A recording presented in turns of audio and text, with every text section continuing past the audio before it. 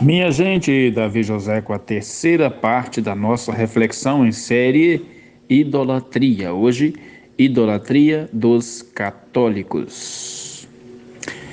Antes de mais nada, três considerações iniciais. Primeira consideração. Não é nem de longe minha intenção aqui ofender os católicos. Tenho vários amigos, parentes católicos e tenho o respeito deles. Eles têm o meu respeito e eu tenho o respeito deles. Eles que me conhecem sabem que eu nunca tenho a intenção de ofendê-los. Segunda consideração: isso aqui não é proselitismo. Não estou gravando isso aqui para converter católicos ao protestantismo. Não é essa a minha intenção. Terceira, minha fala aqui é a partir de conversas com os próprios católicos. Dito isso, vamos então ao assunto: idolatria dos católicos. Projeções recentes indicam que católicos e evangélicos já estariam tecnicamente empatados em número no Brasil e que em 2032, então daqui a 8 anos, o Brasil será ou seria majoritariamente evangélico. Isso aqui são dados, projeções recentes. Não bastasse só este fenômeno, católicos mudando de religião, tornando-se protestantes ou evangélicos, outro fenômeno estudável e estudado é o número de católicos que, dentro do catolicismo, comportam-se já como protestantes ou evangélicos. Eu tenho bom diálogo com católicos e nesses diálogos, nessas conversas, identifico três grupos de católicos. O primeiro grupo, o grupo do católico raiz, que venera os santos, as suas imagens e adora o Santíssimo, isso é, a hóstia consagrada no sacrário. É o primeiro grupo, católico raiz, venera os santos, as suas imagens e adora o Santíssimo. O segundo grupo, não venera os santos nem as suas imagens. Acham que é idolatria, mas adora o Santíssimo. E o terceiro grupo, não venera os santos, nem as suas imagens, nem adora o Santíssimo, pois não crê na transubstanciação. Daí não adorar o Santíssimo. Este último, terceiro e último, talvez já não é idólatra, pelo menos não da perspectiva protestante evangélica. Mas e os outros dois? E o primeiro e o segundo grupo? Seriam eles idólatras? Onde está a idolatria dos católicos? Bom, nós temos que responder algumas perguntas. Primeiro, venerar ou adorar? Este terceiro grupo que eu citei aqui não venera, ou pelo menos dizem, não veneram os santos, nem as suas imagens, nem adoram o Santíssimo. Eles não veneram porque entendem que a veneração aos santos e às suas imagens é adoração. Logo, os santos e suas imagens não são Deus. Portanto, indignos de serem adorados. Portanto, uma vez que eles compreendem veneração como adoração, eles não veneram para não correr o risco de estar adorando e se metendo em idolatria. Só que o grupo raiz, o católico raiz, vai dizer que não. A gente não adora os santos, nem adora as suas imagens. A gente os venera. No primeiro momento eles têm razão, porque até as palavras venerar e adorar, tanto no original hebraico quanto no original grego, línguas nas quais a Bíblia foi escrita, Antigo Testamento, hebraico, Novo Testamento, grego. E no hebraico, para venerar, a palavra é shahá. Para adorar, avodá. No grego, existem outras palavras, essas aqui são as principais, né? Existem outras, mas essas são as principais. No grego, para venerar é proskineo. Proskineo. Essa é a palavra original para venerar, para veneração. Para adorar é latreia. São palavras diferentes. Por exemplo, agora nós vamos às escrituras. Tá? Porque a pergunta é: venerar ou adorar? Bom, o católico mais parecido com protestante, já protestantizado, vai dizer: não, a gente não venera porque entende que veneração, a veneração católica dos santos e das suas imagens, já é adoração. Então a gente não venera para não adorar, porque adorar aquilo que não é Deus é idolatria, né? Tornar o santo, a sua imagem, um ídolo. Então é essa precaução que o católico moderno está tendo.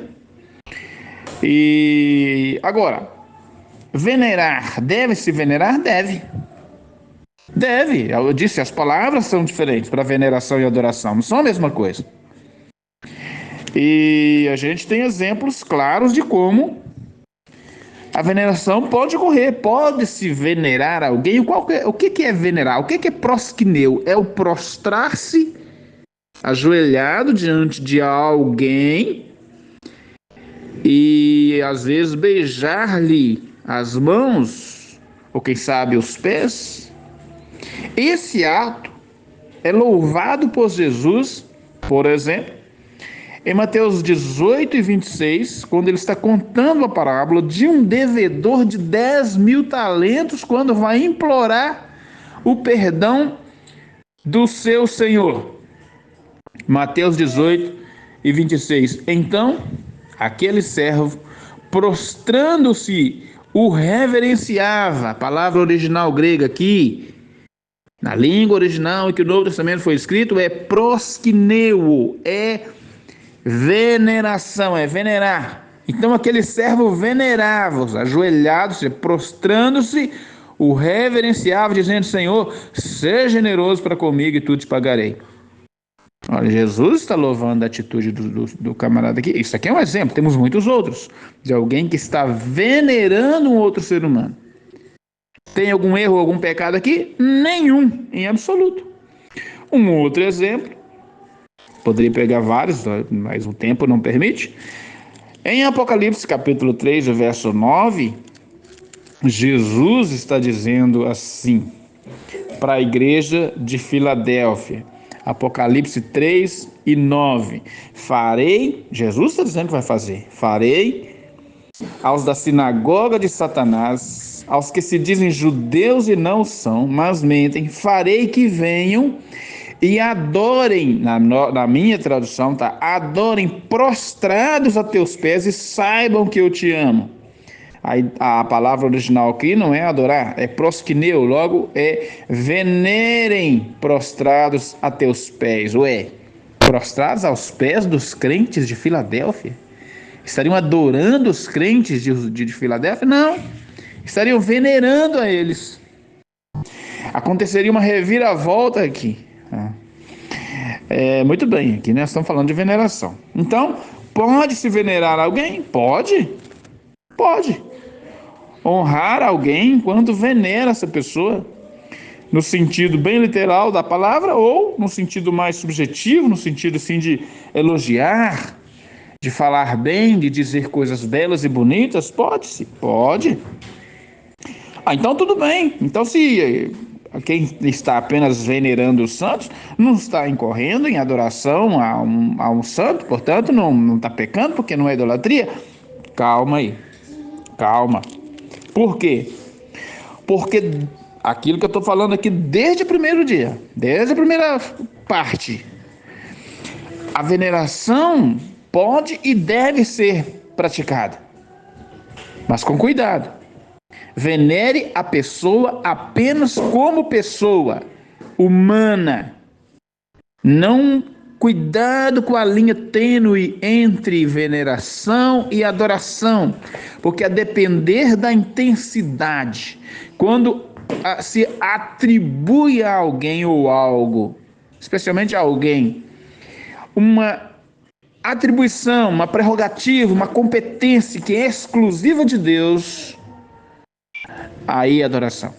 Exemplo, a veneração pode ser uma adoração, pode tornar-se uma adoração, pode transformar-se numa adoração. Porque quando o diabo, em Mateus 4, tenta Jesus, a última cartada do Satanás foi: se prostrado me adorares, todo o rei, os reinos do mundo te darei. Se prostrado me adorares, a palavra original grega aqui é proskineu, é veneração.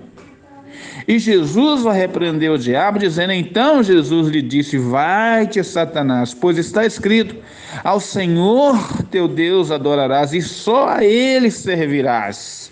Jesus também utiliza a mesma palavra aqui, proskineu, veneração. Só que aqui, tanto na boca do diabo quanto na boca de Jesus, proskineu, que é veneração, tem caráter de adoração. Portanto, veneração tem que ser prestada atenção, porque a latreia, toda vez que é para latreia, é para Deus. A adoração a Deus exclusiva e ponto. Agora, mesmo a veneração, se exacerbada, se exagerada, se muito intensa, se feita aqui alguma atribuição ou competência exclusiva de Deus, prerrogativa exclusiva de Deus, é adoração. É o que Jesus está dizendo aqui para nós.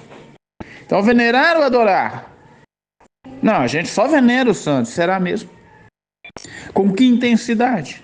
Será que não está se atribuindo ao santo? Eu gosto muito do exemplo da Ave Maria. Gosto muito do exemplo da Ave Maria. Porque alguns dizem: por que quando vai fazer uma oração ecumênica e tal, né? Católico, evangélico, não fazer oração, a gente fala: vamos fazer a oração que o Senhor nos ensinou. Pai nosso que estás nos céus e tal.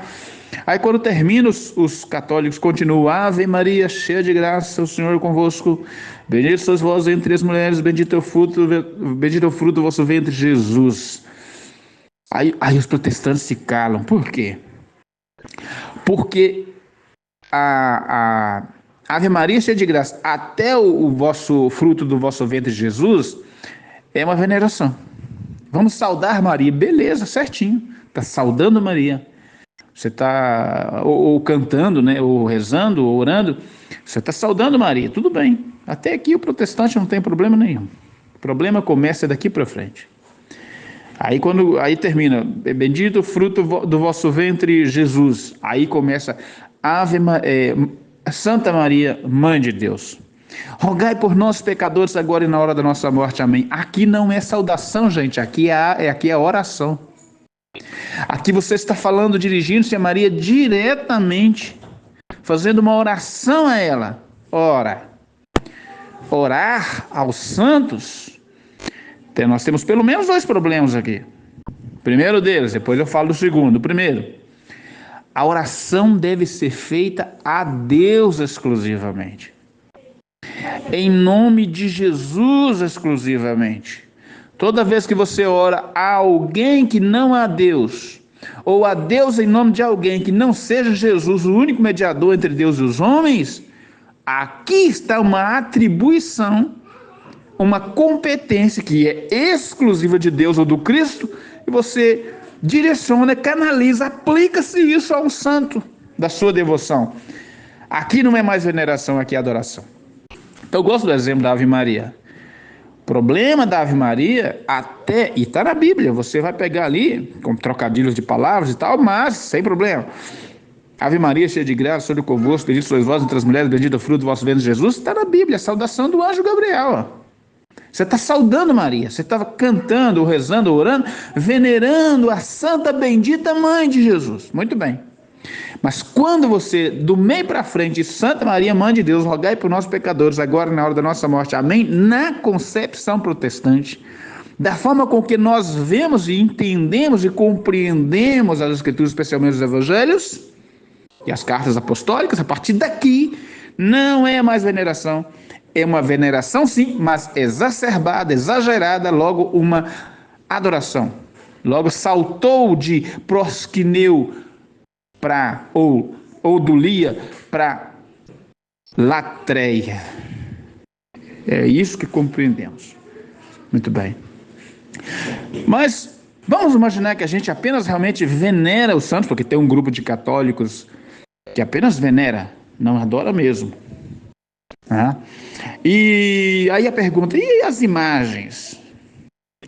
Então, imagens sacras ou imagens culticas? Qual a diferença? Sacras? Eu tenho imagem sacra. Adquiri recentemente um rosto de Jesus esculpido em madeira, uma obra de arte eu acho muito interessante e comprei quase de graça. E nem por isso eu sei que não estou metido em idolatria, porque eu comprei uma arte sacra, não uma arte cultica. Nunca vou me dirigir a esse rosto de Jesus esculpido em madeira para fazer minhas preces. Nunca vou falar com esse rosto de Jesus esculpido em madeira. Nunca vou dirigir uma prece, uma oração ou um olhar apaixonado, a não ser uma admiração meramente artística. Nunca cultica. Artes sacras ou culticas? Alguns dizem, ora, as imagens, as estátuas são meras artes sacras para serem admiradas e lembradas, e também é uma forma de venerá-las, porque você está demonstrando respeito, consideração e até gratidão. Quanto a isso, nós não temos nenhum problema. O problema é quando a arte sacra se torna uma arte cultica, ou seja, uma arte utilizada para culto. Quando o ícone transforma-se em ídolo. Porque em Deuteronômio 4, 15 a 18, nós lemos sobre isso. 4, 15 a 18. No dia que o Senhor Deus vos falou convosco do Horebe, do meio do fogo, não vistes figura nenhuma.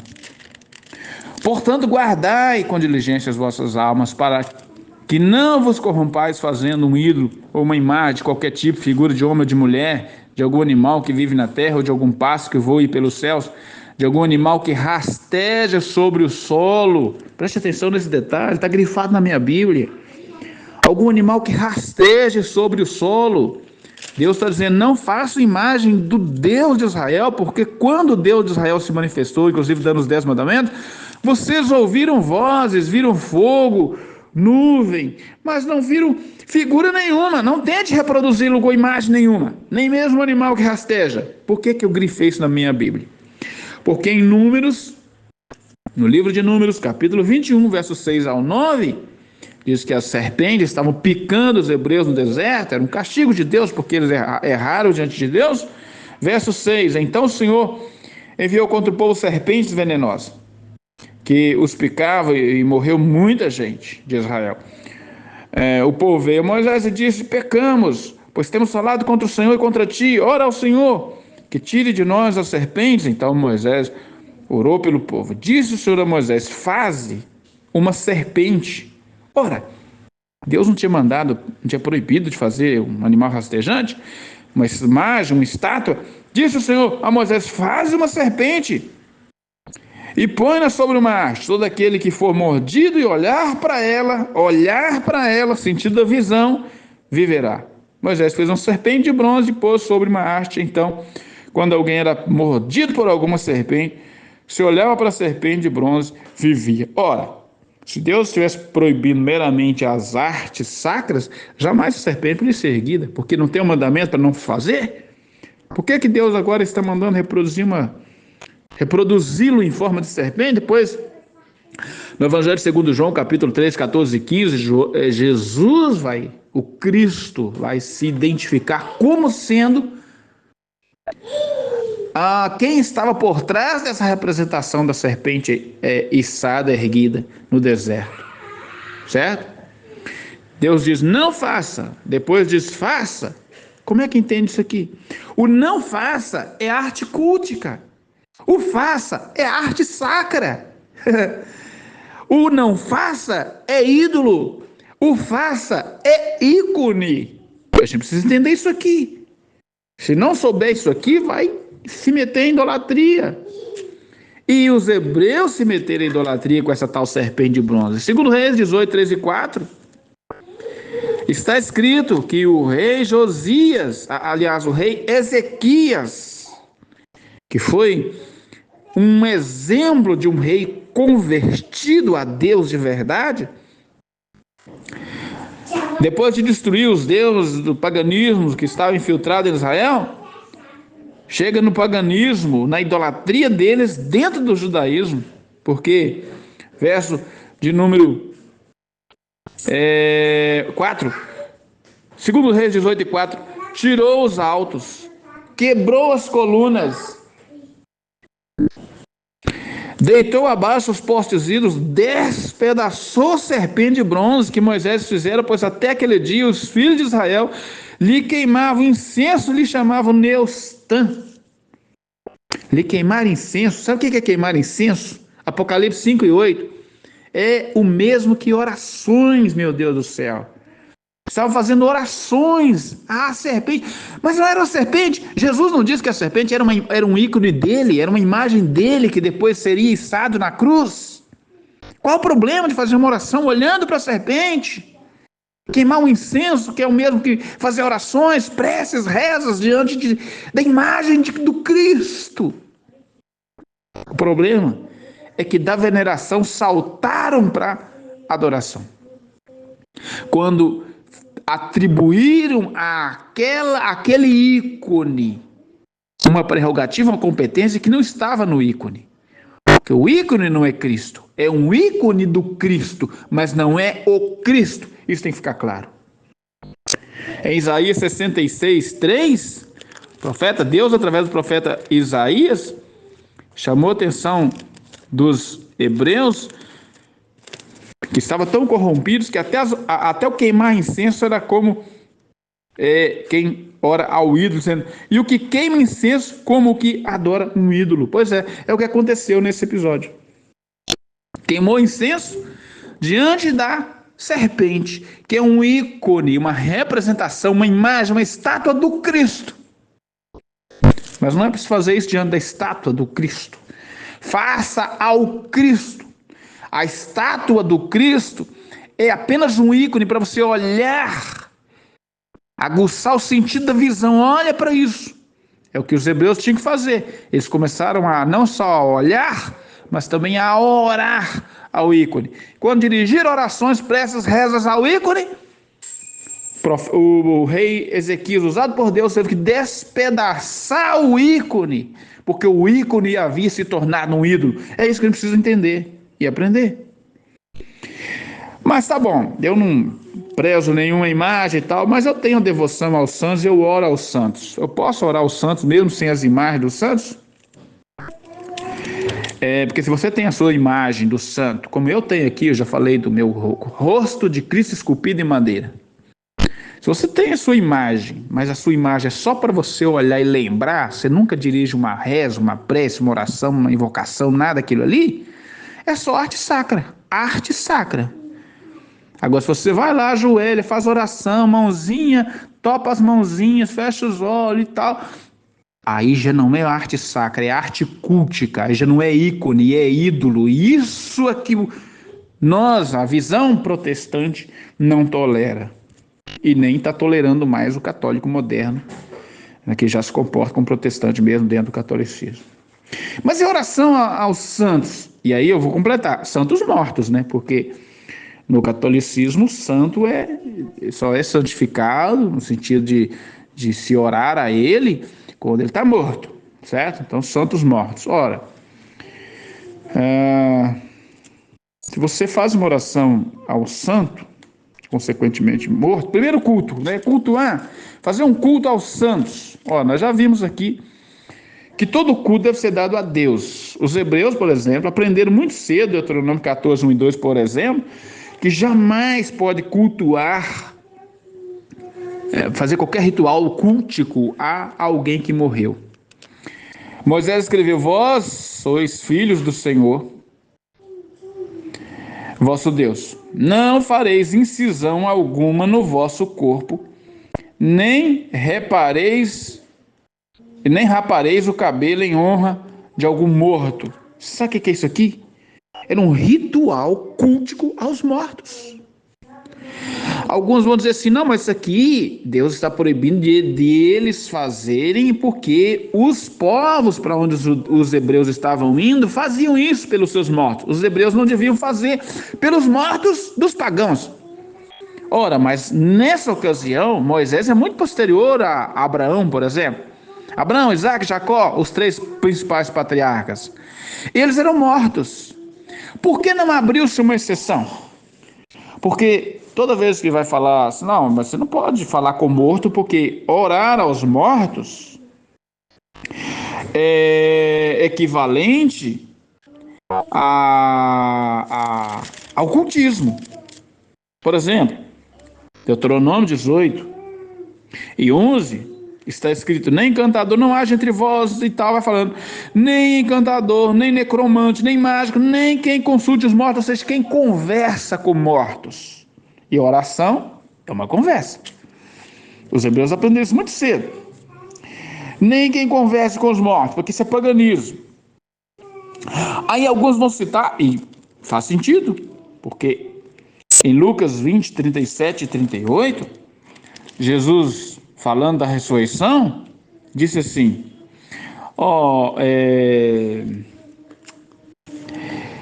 e que os mortos hão de ressurgir, mostrou Moisés no trecho referente à sarça, quando chama ao Senhor o Deus de Abraão, o Deus de Isaac e o Deus de Jacó.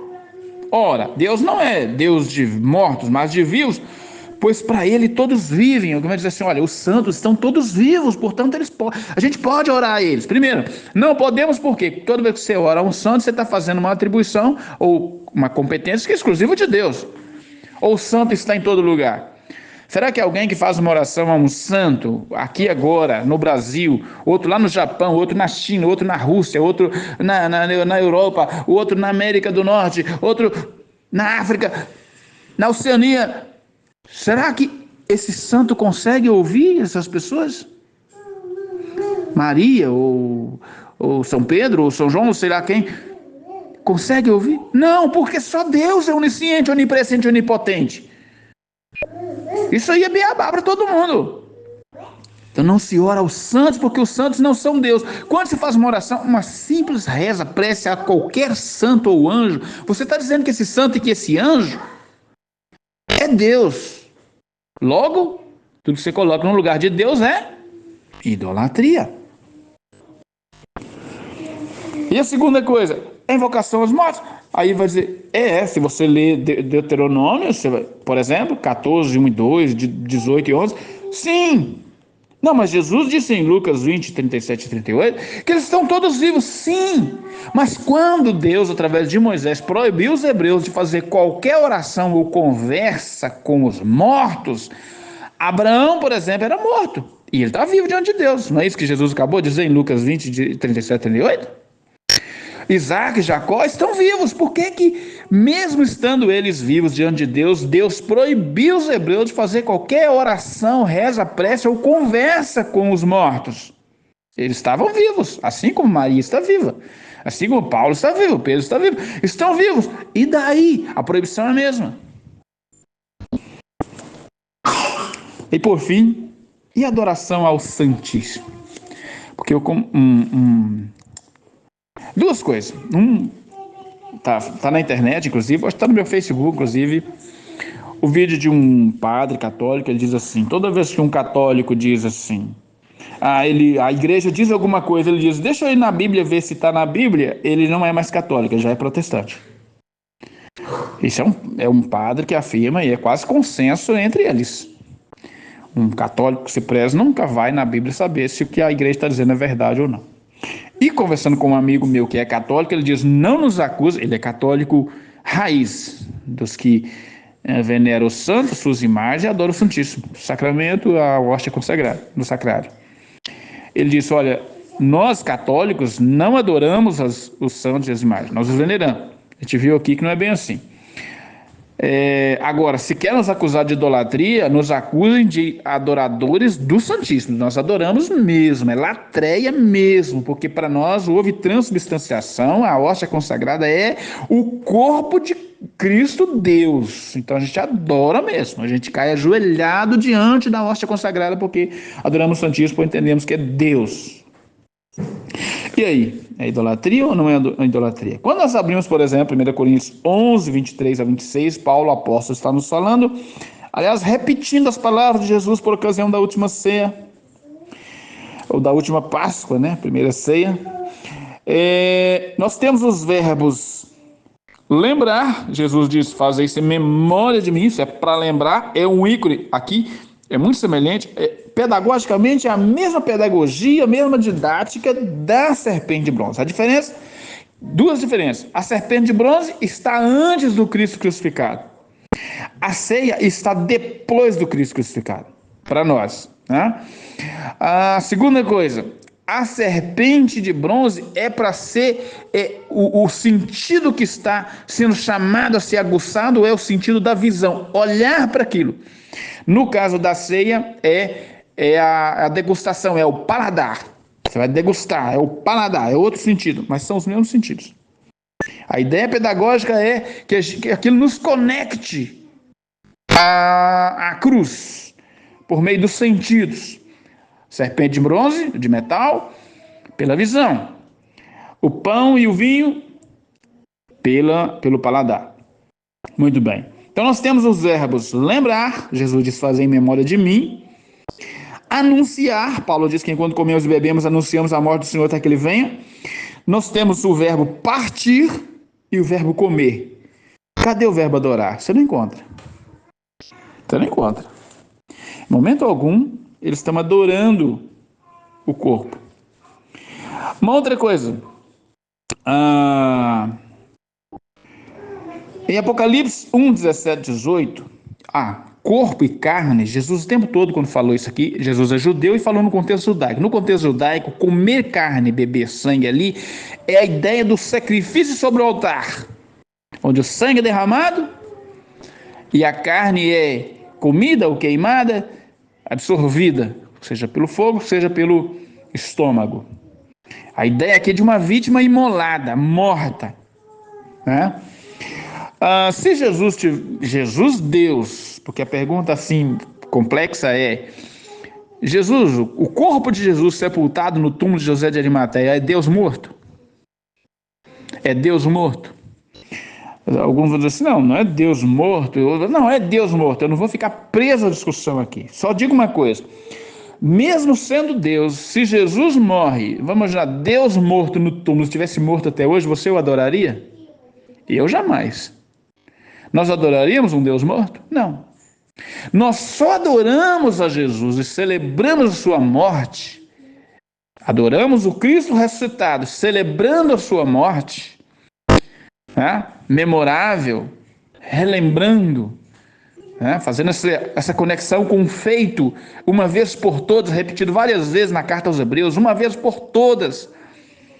Aliás, Hebreus 6,6 diz que é pecado de morte reproduzir ou tentar reproduzir isso, porque levar Cristo à cruz de novo é perdição total, porque ele morreu uma vez e uma vez por todas, não morre mais. Música do Padre Zezinho, inclusive, né? Ressuscitado, não morre mais. Em Apocalipse 1, 17, 18, quando João o encontra e João cai aos seus pés como um morto, ele estende o seu amor sobre João e diz: João, eu sou o que vivo.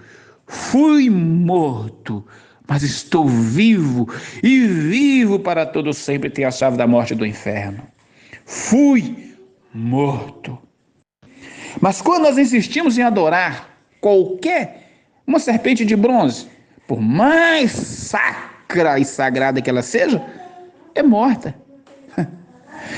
O pão e o vinho, aliás, ele diz que é o corpo e a carne, referindo-se a ele morto. Então é morto. E a gente vai adorar um Deus morto. Tantas vezes na Escritura nós somos desafiados a adorar o Deus vivo, Deus vivo, Deus vivo, exatamente para distingui-lo dos deuses pagãos, que são todos mortos, via de regra. Salmo 115, por exemplo. Tem boca, mas não fala, olho, mas não vê, nariz, mas não cheira, mão, mas não apalpa, pés, mas não anda, e torna-se semelhante a ele, aqueles que os fazem e os veneram ou adoram. E aí eu vou terminar com Lucas 24:5. Diz-nos assim, para a gente encerrar. Adorar ou não adorar o Santíssimo, os elementos da ceia, ainda que consagrados? Adorar ou não adorar? Ora, a posição protestante, não adorar. Por quê? Por causa disso aqui, entre tantas outras coisas, 24:5 de Lucas diz assim, o anjo, dizendo, as mulheres em contato com os dois anjos, elas ficaram tão atemorizadas que se curvaram com o rosto em terra. E aí você sabe que isso aqui é prosquineu. Mas os homens lhe disseram, ou anjos, como quiserem, por que buscais entre os mortos quem está vivo? Ou por que buscais entre os mortos o vivo entre os mortos? Por que nessa insistência de um Cristo morto? Por que buscar? Cristo está vivo. Os hebreus nunca foram chamados a adorar a vítima do sacrifício. Nem o cordeiro pascal, nem nenhuma outra vítima do sacrifício. Em nenhum momento os apóstolos falaram dessa adoração. Jesus nunca recomendou essa adoração. Nós adoramos o Deus vivo. Lembra de Pedro? Tu és o Cristo, Filho do Deus vivo. Logo, tão Deus vivo quanto Deus Pai vivo. Adorar ou não adorar o Santíssimo? Não adorar. Adore ao Cristo vivo. Que está onde? Está na gente. Em mim. Não vivo eu, Cristo vive em mim, disse Paulo na carta aos Gálatas, capítulo 2. Cristo vive em mim. Não vivo mais eu, Cristo vive em mim. Adoro o Cristo vivo em você. Aliás, aí ele prossegue, a vida que agora vivo na carne, vivo-a na fé do Filho de Deus. Adoro esse Cristo vivo. E o que eu faço diante dos elementos eucarísticos, da ceia do Senhor? Ali você venera no sentido de mero respeito. Mero respeito. Relembrando, faça desse ato, desse rito, um memorial, como Cristo diz, fazer isso em memória de mim. Um memorial é para você lembrar, não é para adorar. Bem, essa é a posição protestante. E que já é de muitos católicos que se comportam dentro do protestantismo. Davi, eu não entendi muito bem. Eu gostaria de continuar conversando. Eu quero entender melhor. Fica à vontade, meu zap está aí. Fala comigo no privado. No meu particular. A gente conversa. Quer um encontro? Quer uma reunião? Quer uma conversa? Davi, eu discordo radicalmente de você e tem contra-argumentos a apresentar. Fica à vontade, meu filho. Vamos conversar. Nós somos irmãos. Nós somos meninos de Jesus tentando entender melhor essa mente sacrossanta do Cristo de Deus. Somos irmãos antes de mais nada e não inimigos para se pegar, para se matar, se mutilar, nada disso. É para se amar. Deus nos livre de pecarmos contra a caridade. Deus te ajude a entender melhor. Quer contar comigo? Quer contar conosco? À vontade. Deus nos abençoe. Boa semana. Muito obrigado. Não se sinta ofendido, porque eu não estou ofendendo ninguém. A gente está apenas buscando entender melhor o Evangelho de Jesus, que é para católico, para evangélico, para todo mundo. Nós somos todos de Jesus e temos que entender melhor o Evangelho dele. Amém, minha gente? Amém? Boa semana para nós.